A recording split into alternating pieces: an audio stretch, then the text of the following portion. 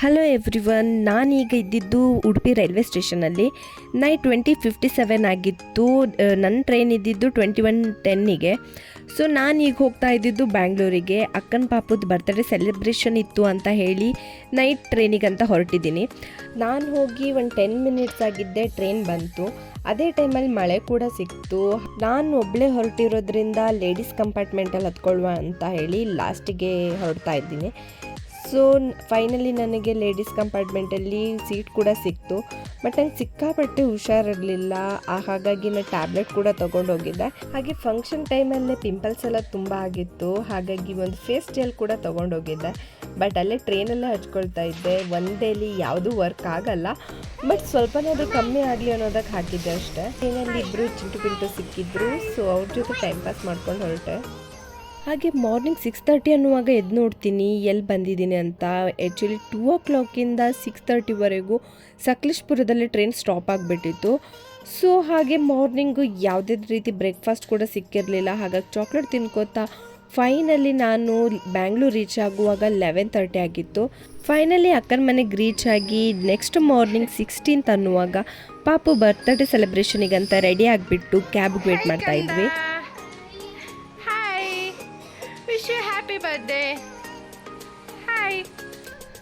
Cab ಕೂಡ ಬಂತು. ಹಾಗೆ ಕ್ಯಾಬ್ ಹತ್ಕೊಂಡು ನಾವು ಹೋಗಿದ್ದು ಸುಮುಖ ಸಭಾಂಗಣ ಅಂದ್ಕೊಂಡು ಹನುಮಂತ ನಗರದಲ್ಲಿರುವಂಥದ್ದು.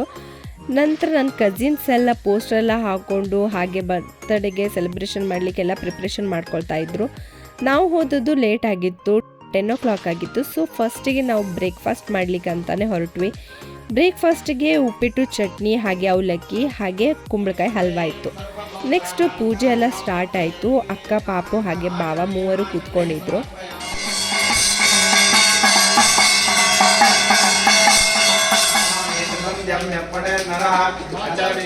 ಹಾಗೆ ಬರ್ತ್ಡೇ ಸೆಲೆಬ್ರೇಷನ್ ಸ್ಟಾರ್ಟ್ ಆಗುವಾಗ ಮಧ್ಯಾಹ್ನ 1:30 ಆಗಿತ್ತು.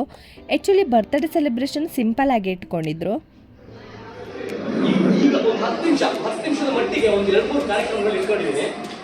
ಒಂದು, ನನ್ನ ಮಗನಿಗೆ ಆ ಸಾಹಿತ್ಯದ ಅಭಿರುಚಿ ಇರಬೇಕು ಅನ್ನೋ ಕಾರಣಕ್ಕೆ ನನ್ನ ಮೊದಲ ಕಾದಂಬರಿಯನ್ನು ಮಗನ ಬೆಣ್ಣೆಗೈನಲ್ಲಿ ಕರಡು ಪ್ರತಿಯನ್ನು ಬಿಡುಗಡೆ ಮಾಡಬೇಕು ಅಂತ ಮುಂಚೆ ಅಂಜಲ್ ಒಂದು ಹಾಡು ಮೂಲಕ ಒಂದು ಸಣ್ಣ ಕಾರ್ಯಕ್ರಮ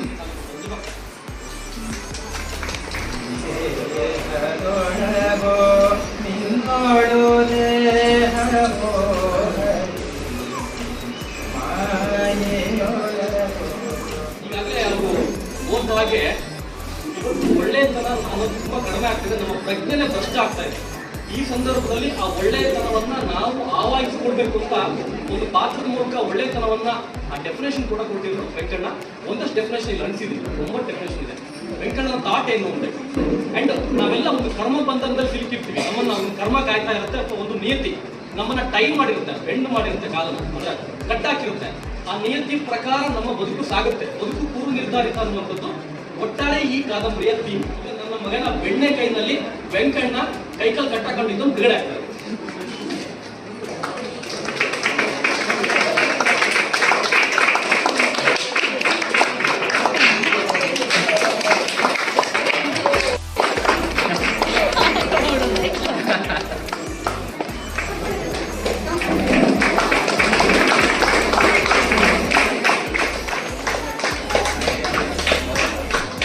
ಕರಡು ಪ್ರತಿ ಬಿಡುಗಡೆ ಆದಮೇಲೆ ಕೇಕ್ ಕಟಿಂಗ್ ಸ್ಟಾರ್ಟ್ ಮಾಡಿದ್ರು.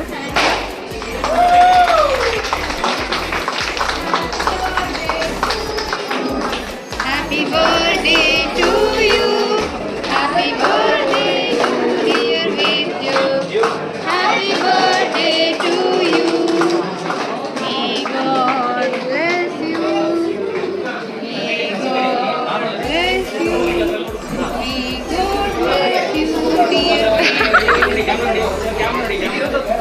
ಹಾಗೆ ಕೇಕ್ ಕಟಿಂಗ್ ಎಲ್ಲ ಆದಮೇಲೆ ಉಡುಗೊರೆ ಕೊಡ್ಲಿಕ್ಕೆ ಸ್ಟಾರ್ಟ್ ಮಾಡಿದ್ರು. ನಾವು ಕೂಡ ನಮ್ಮನೆ ಪುಟ್ಟ ಕಂದನಿಗೆ ಎಲ್ಲ ಪುಟ್ಟ ಐಟಮ್ಗಳನ್ನು ತಗೊಂಡು ಹಾಗೆ ಒಟ್ಟಿಗೆ ಕೊನೆಯಲ್ಲಿ ಹೊರಟಿದ್ವಿ. ಎಲ್ಲರೂ ಕೂಡ ಒಟ್ಟಿಗೆ ಒಂದು ಫೋಟೋ ತಗೊಳ್ಳೋಣ ಅಂತ ಹೇಳಿ. ನಂತರ ನಾವು ಕೂಡ ಗಿಫ್ಟೆಲ್ಲ ಕೊಟ್ಬಿಟ್ಟು ಫ್ಯಾಮಿಲಿ ಫೋಟೋ ತೆಗೆಸ್ಕೊಂಡು ನೆಕ್ಸ್ಟ್ ಊಟಕ್ಕಂತ ಬಂದ್ವಿ. ಊಟದಲ್ಲಂತೂ ಸಿಕ್ಕಾಬಟ್ಟೆ ವೆರೈಟಿ ಇತ್ತು. 20 to 25 ಐಟಮ್ಸ್ ಏನೋ ಮಾಡಿಸಿದ್ರು. ಭಾವ ಯಾವಾಗಲೂ ಕೂಡ ಯಾವುದೇ ಪ್ರೋಗ್ರಾಮ್ ಇದ್ದರೂ ಸಿಂಪಲ್ ಸೆಲೆಬ್ರೇಷನ್ ಇಟ್ಬಿಟ್ಟು ಭರ್ಜರಿ ಊಟ ಮಾಡಿಸ್ತಾರೆ. ಸೊ ಟೇಸ್ಟ್ ವೈಸ್ ಅಂತೂ ಸಖತ್ತಾಗೇ ಇರುತ್ತೆ. ಸೊ ಫೈನಲಿ ನಾವೆಲ್ಲ ಪ್ರೋಗ್ರಾಮ್ ಮುಗಿಸ್ಬಿಟ್ಟು ನಮ್ಮ ಪುಟ್ಟ ಕಂದನ್ನು ದೃಷ್ಟಿ ತೆಗೆಸ್ಬಿಟ್ಟು ಒಳಗಡೆ ಕರ್ಕೊಂಡ್ವಿ.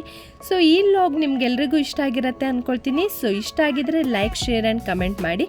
ನೆಕ್ಸ್ಟ್ ವ್ಲಾಗಿಗೋಸ್ಕರ ವೆಯ್ಟ್ ಮಾಡ್ತಾ ಇರಿ. Thank you all.